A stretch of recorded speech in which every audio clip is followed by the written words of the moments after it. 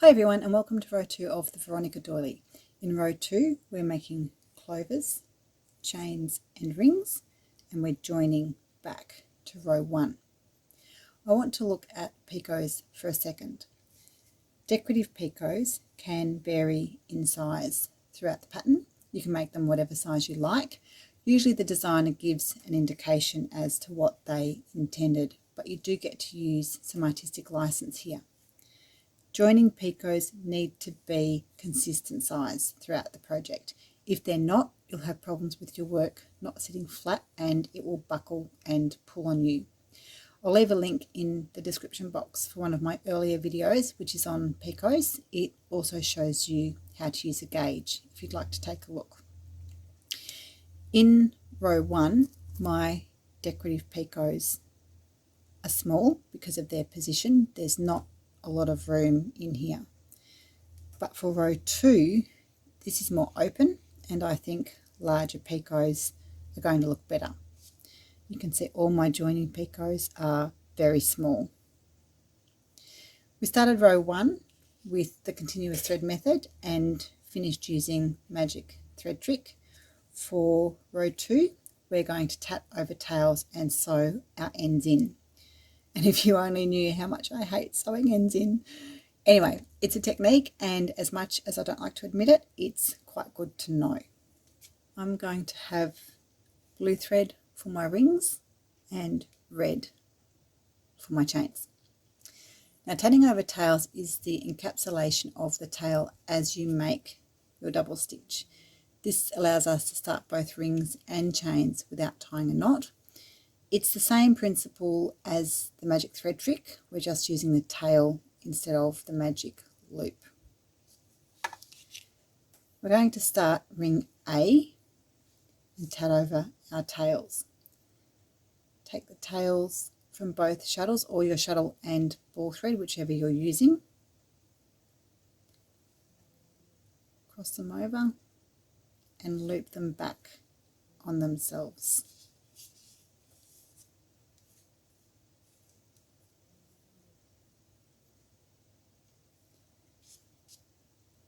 Have your chain, the tail of your chain, quite long. We're not quite ready to work with this one yet, and we don't want it pulling out. Hold where they intersect, hold that in the pinch, and the tail of your ring can be a little shorter. Set your hand up for the ring. Make the first half of your double stitch, and when you've flipped your stitch, pass your tail through that loop. Hold the tail along with your shuttle thread and tension your stitch.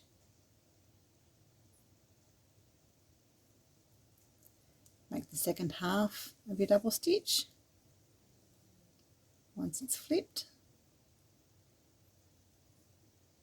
pop your tail through the loop.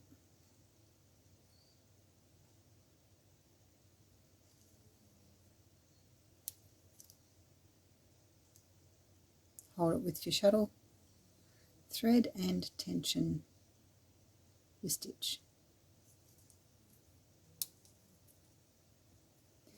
Now you might need to pull your stitches a little tighter than you normally do because we're covering 2 threads. I'm going to do the same as I did for round 1 and cover about 8 stitches. You can use fewer stitches to cover the tail if you prefer, but the less you have, the higher risk you have of the tail working its way out.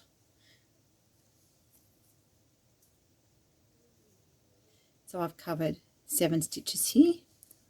On my 8th stitch, I'm going to include the tail. I like to finish encasing on a half stitch. So then I fold the tail underneath and do the second half of that double stitch. So I've got 1, 2, 3, 4, 5, 6, 7 and 8.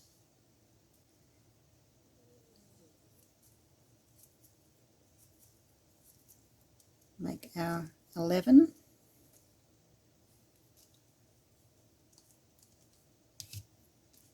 We have a joining picot and 5.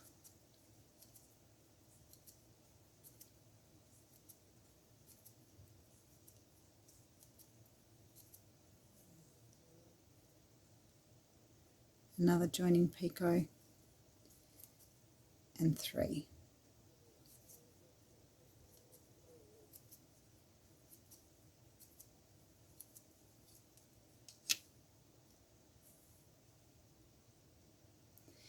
As you close your ring, you're catching the ball thread or your second shuttle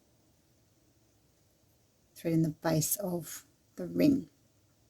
Be careful not to pull this thread out.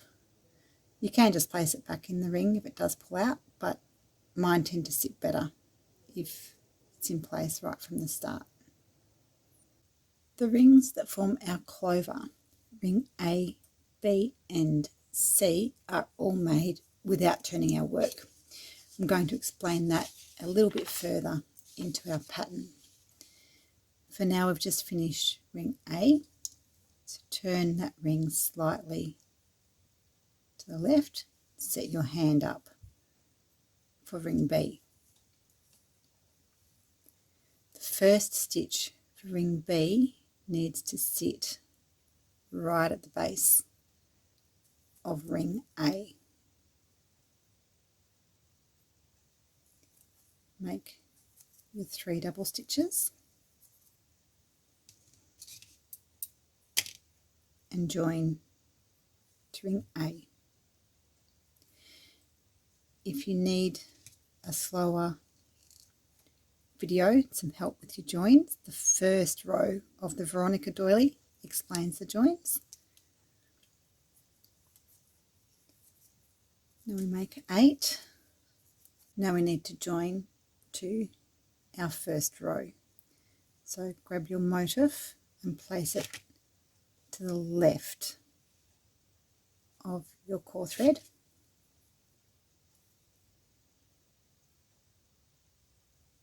And we're joining back to that first row. Give everything a wriggle. Do the next 2 double stitches.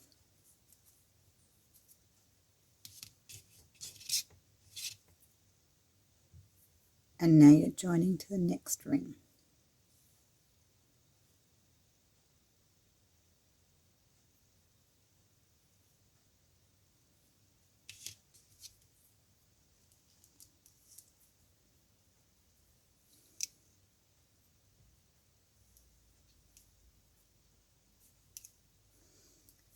Doing a count of 8.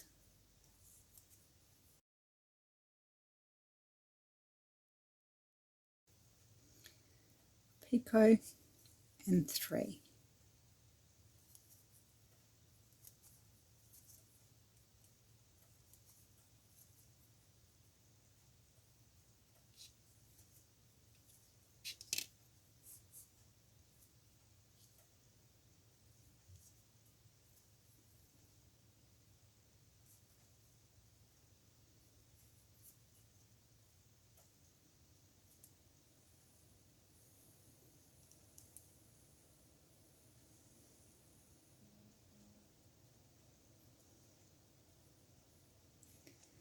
Ring C, again turn your work slightly to the side. Bring that first stitch right down to the previous ring. And we're doing 3.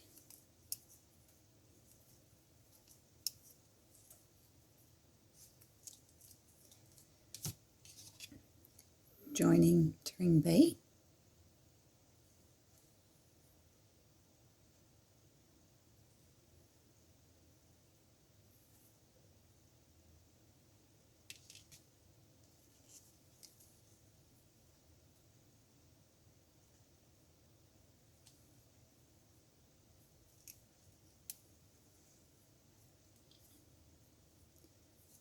making 5, picot and 11.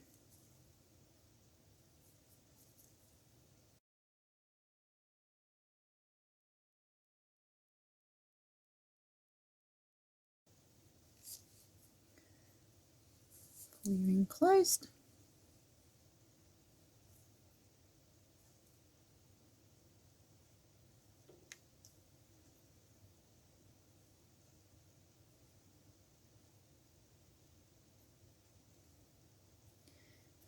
Going to snip off my tail now.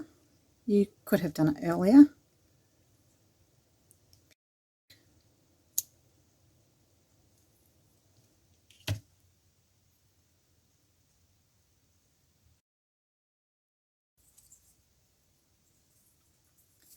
Before we move on to the next part of the pattern, I want to talk about reversing our work.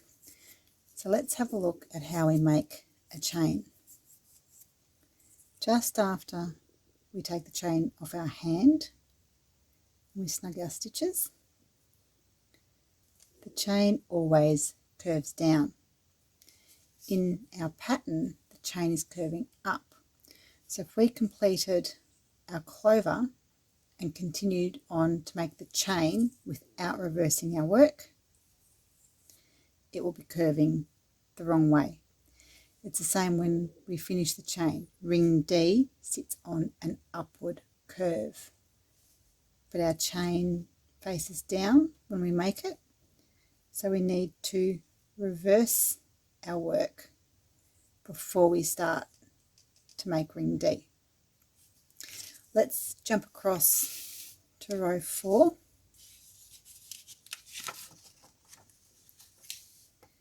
and concentrate just on this section here, chain and ring section.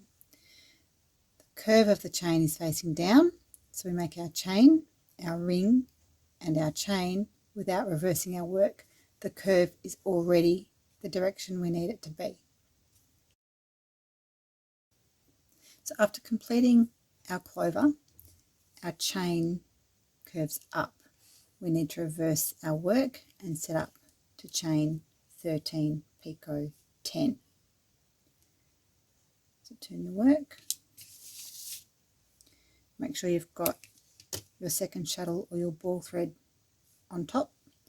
And now you can pull that tail down so it's not quite so long. And set up for a chain. We're going to use the same method of hiding our tails as we did when we made the first ring. Make the first half of your stitch, and again I'm tatting front side back side. Run that tail through, make it sit with your shuttle thread and pull your stitch up. Take the second half, run that tail through, tension your stitch.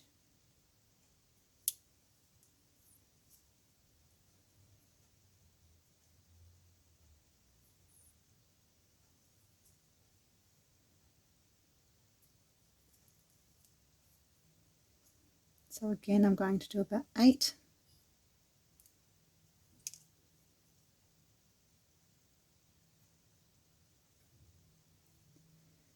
Any count larger than 5 is usually okay.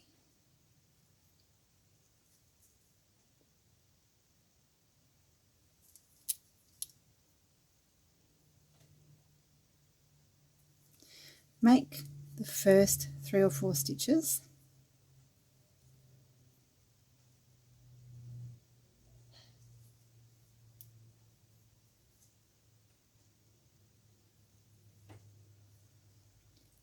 And then check to make sure that you haven't opened up your last ring, and also that your chain is sitting snug in your clover.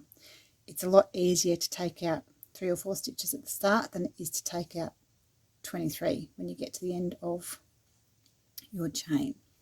So I've made 7 stitches to cover my tail. I want to do one more, so I do the half stitch, pull that tail through, then fold my tail out of the way and do the next half. Now because I'm tatting front side back side, my chains are worked on the back side, meaning I'll turn my work over, this is the front and this is the back.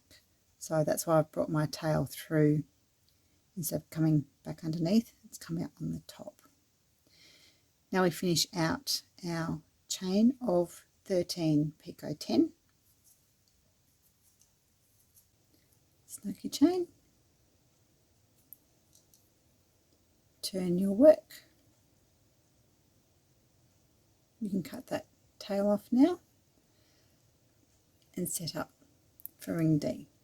Now ring D has our decorative picots, so make 3 double stitches,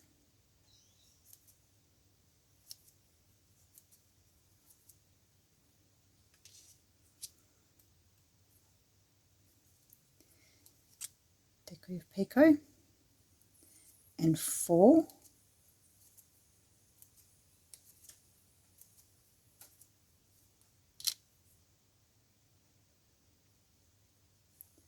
now we're joining ring D back to ring C.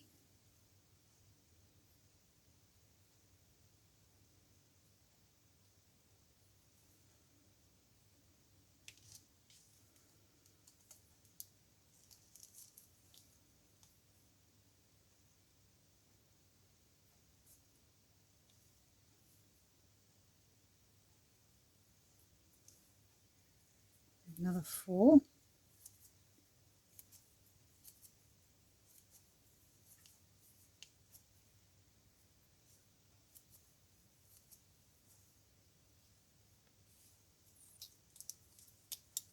decorative picot,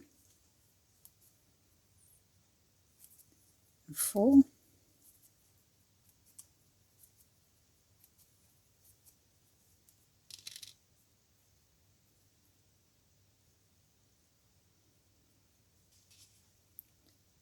a joining picot and 4,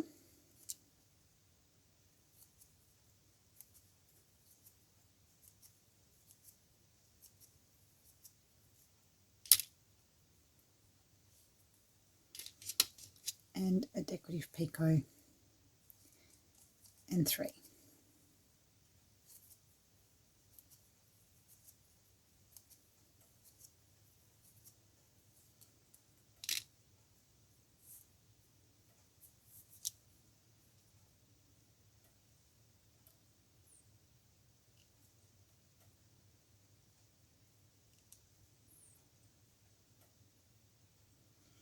Turn your work,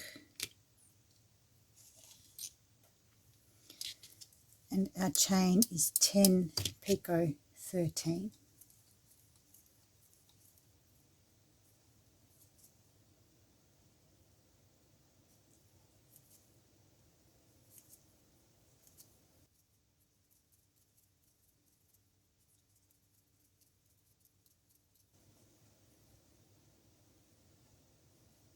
Snug your chain, turn your work, and get ready for ring E.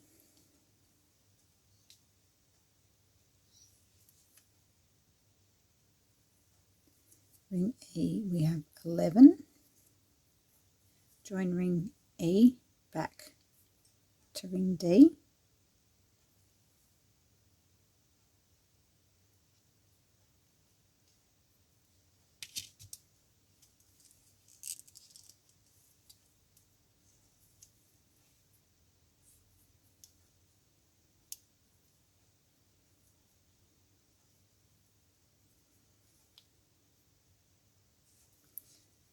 five,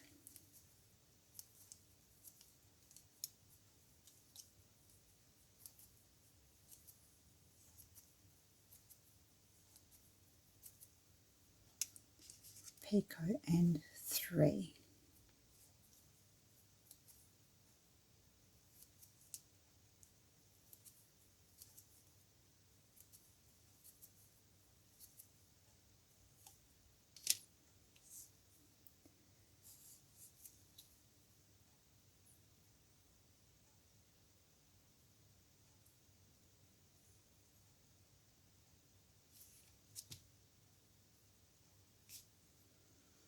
So continue your next clover, work your way around until you have 5 clovers, 5 rings and 10 chains.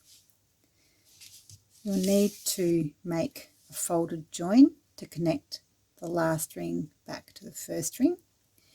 Then take your core thread through to the back and tie a square knot like we did in row 1, and I'll meet you back here to sew our tails in.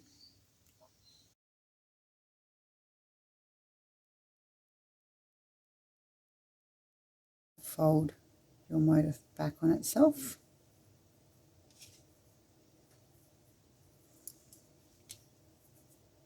Come up underneath your picot.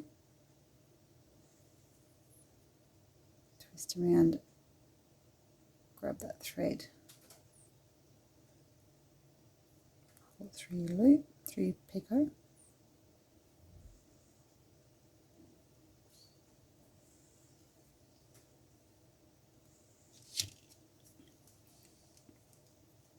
Pass your shuttle through,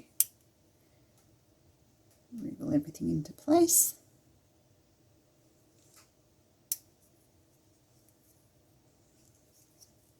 Make your next 4 double stitches.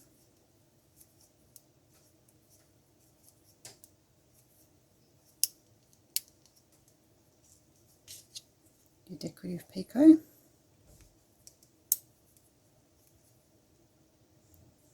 And 3.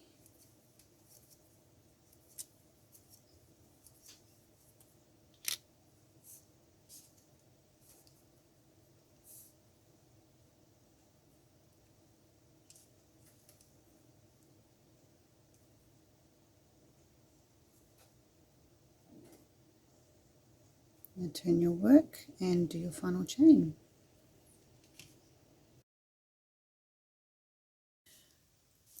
Okay, we've finished row 2 and need to get rid of some tails. So if you can, always hide your tails in their respective colours. So blue will go into my ring and the red into my chain. If you turn your work to the side, you can see curves in each stitch. We're going to work into this curve. We're working from the inside to the outside, and you want to go between the stitches and right in to that curve. We're going up under the cap of your double stitch to the next stitch, working into that curve.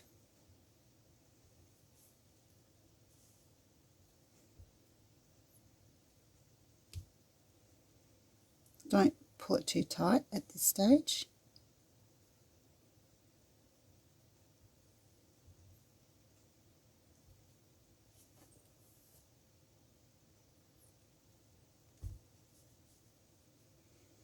Go back and forth for about 5 or 6 stitches.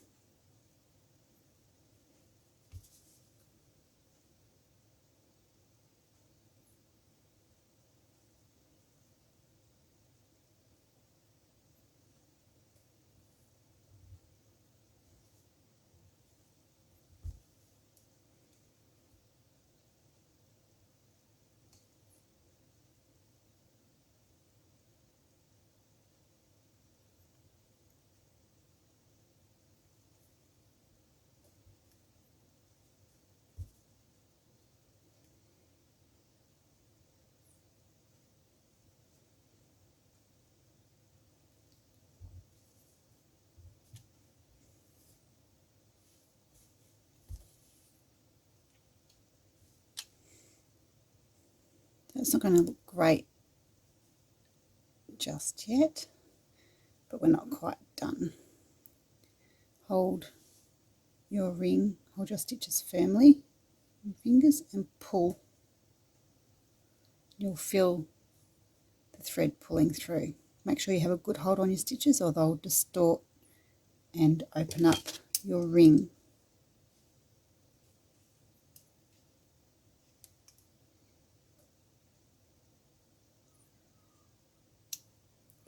tail.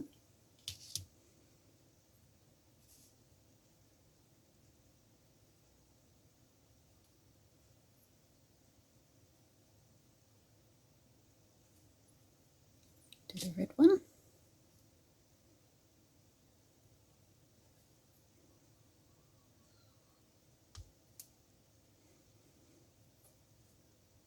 Again, turn your work to the side.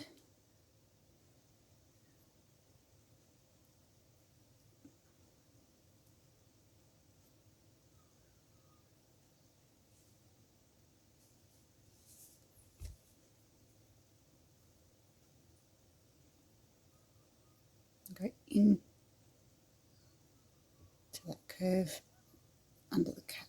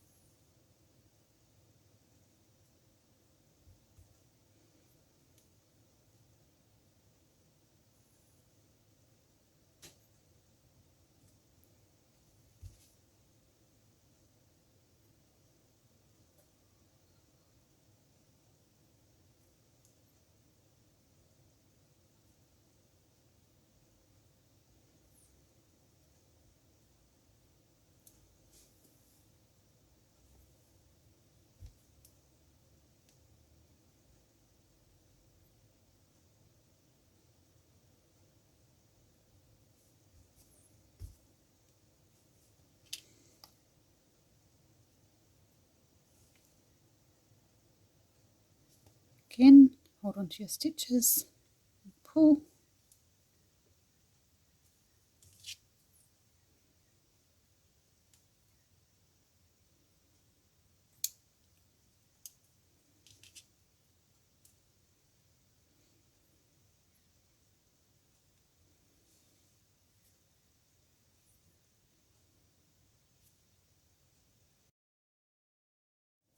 Now that we've got rid of our ends on row 2, you can just go on and do row 3, or you might decide to block your work. Now you can choose to block every round, only block at the end, or not block at all. So my OCD usually requires me to block every round. I didn't block row 1 because it's a very small round and it was already sitting quite nicely. But by blocking each round, you are making a symmetrical foundation to build the next row onto.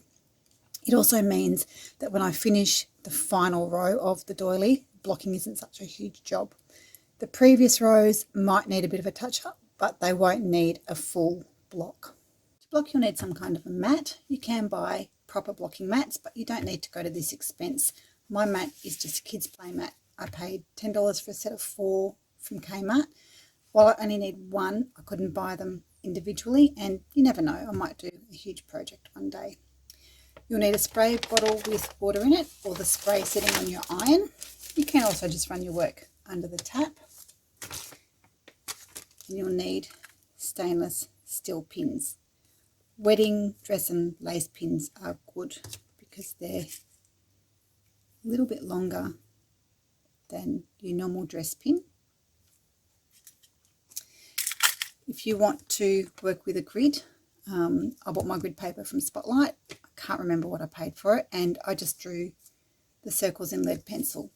I found that even permanent markers bled into my work, so now I just use a pencil and I cover it with a sheet of plastic.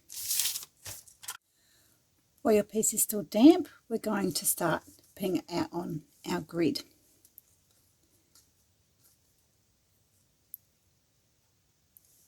So you want to pin at either the joins or the picots if you can.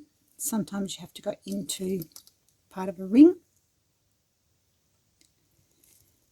And you can see I'm working on opposite sides of the circle.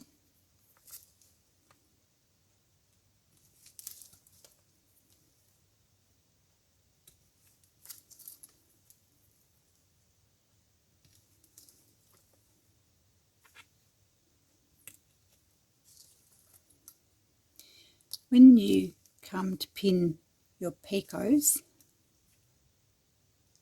pin them out gently. You're placing the pin to shape your piece. If you pin the picot and really pull on it, put stress on it, that's how it's going to dry. So you'll end up with really pointed picot tips. You won't have a nice rounded shape.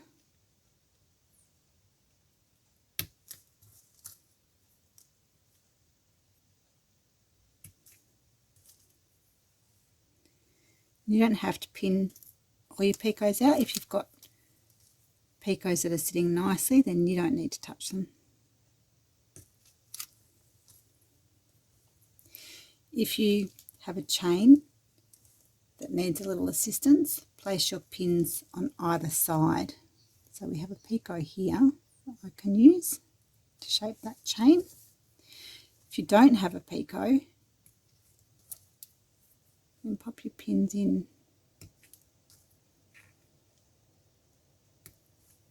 around like that to help curve your chain. If you pin through the stitches, you can leave holes in your stitches.